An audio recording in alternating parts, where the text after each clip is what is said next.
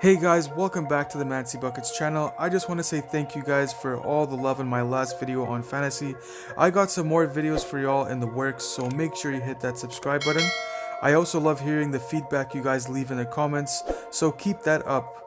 Last video I made, I told you guys players to draft this year, so this video is going to be players you should stay away from in this year's draft. The general theme to not drafting a player is either the player is too high on projected draft rank, or he's an injury prone player, or the player does not fit team structure. If you guys want to make the best team possible, completely forget about the ranks Yahoo and ESPN give you, and just look at the player stats and what stats does the player have to offer. I generally think Yahoo lost their mind sometimes when I look at the ranks. Last year I was projected in the bottom half of 3 of my leagues and went on to finish with the best record in all 3 leagues before COVID happened, so don't be discouraged by projected rank. Also, if you stick around to the end of this video, there is a player ranked in the 300s that has jumped to my must draft list, so stick around to the end of this video to know who that is. Anyways, this video will cover the players to avoid in this year's draft, so let's get right into this video, yo.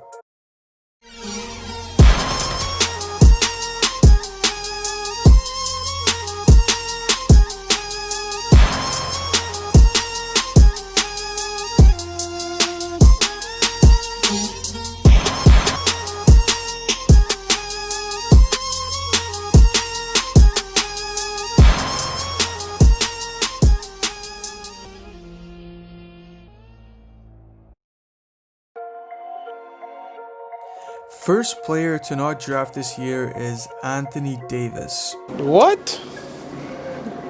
Bro, what are you talking about, man? That surprised you, eh? Anthony Davis is being taken second this year as he finished 5th last year when looking at total stat ranks, but you have to take into consideration that this was Anthony Davis's contract year and he wanted to get paid. Typically, players perform better when they are in contract years, and Davis has just won a championship and will be securing the bag with the Lakers soon.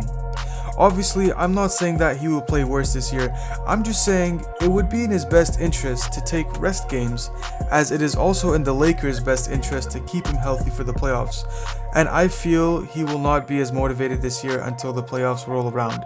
If Davis drops anywhere below the 6th spot, however, go snatch him. Otherwise, there are better first round picks on the board to grab this year.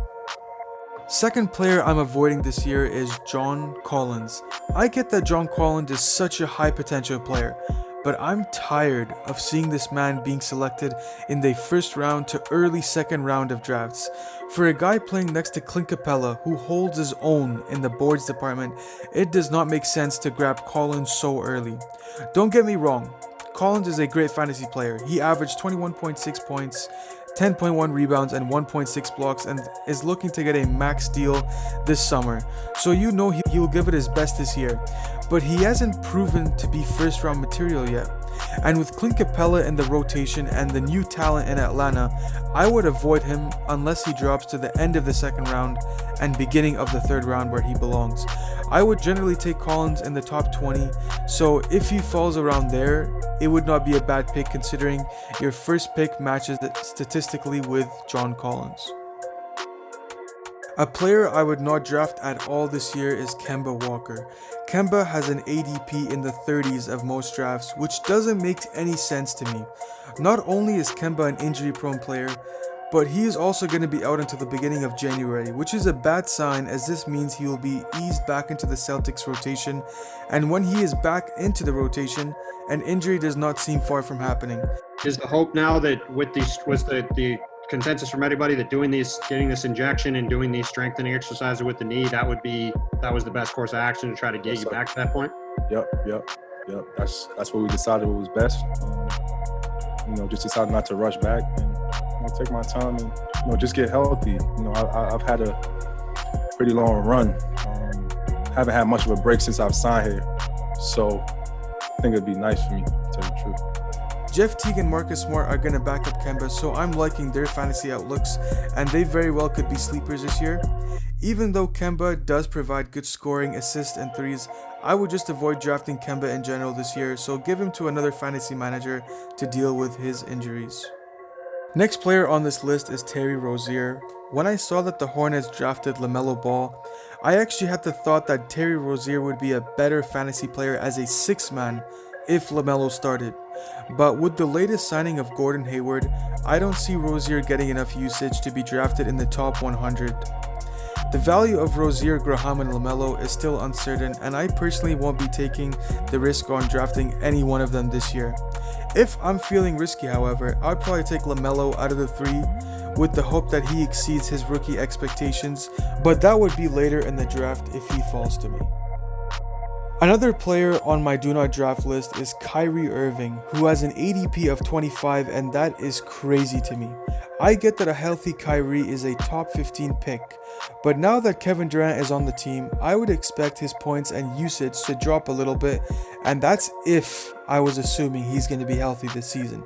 So if he is healthy, I would think about him in the mid to late second round pick, but the fact that Kyrie is an extremely injury prone player who has played a quarter of games last season, I do not recommend risking it, especially with Steve Nash already talking about resting KD and Kyrie before the season even started.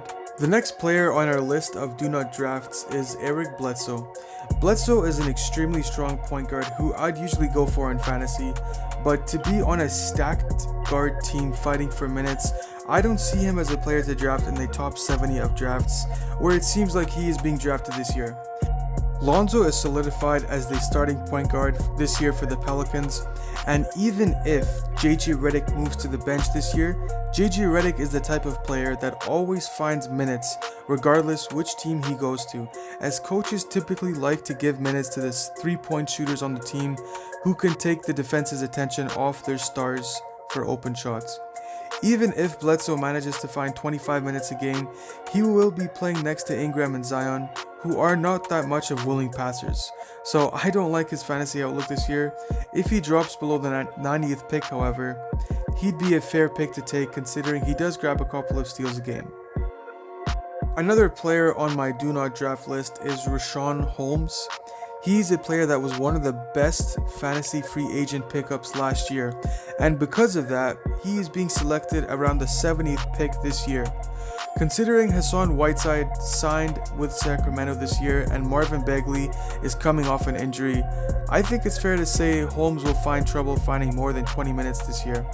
But even with 20 minutes, he still deserves a fantasy roster home, considering he averaged 20 points per game, 8 rebounds, and 1.3 blocks in 28 minutes last season.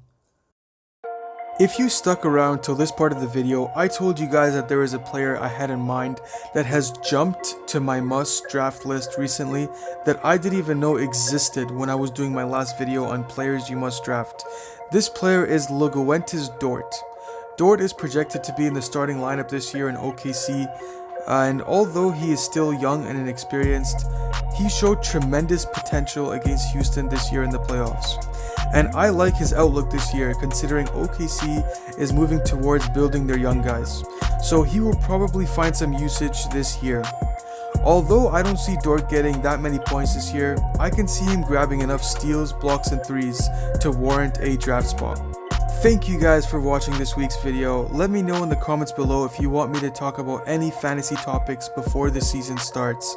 In my next video, I will probably be going through a mock draft and explaining different strategies to winning in fantasy, so stay tuned for that. It's been Mancy Buckets, and I hope you all have an awesome day because you are awesome. Peace out, yo.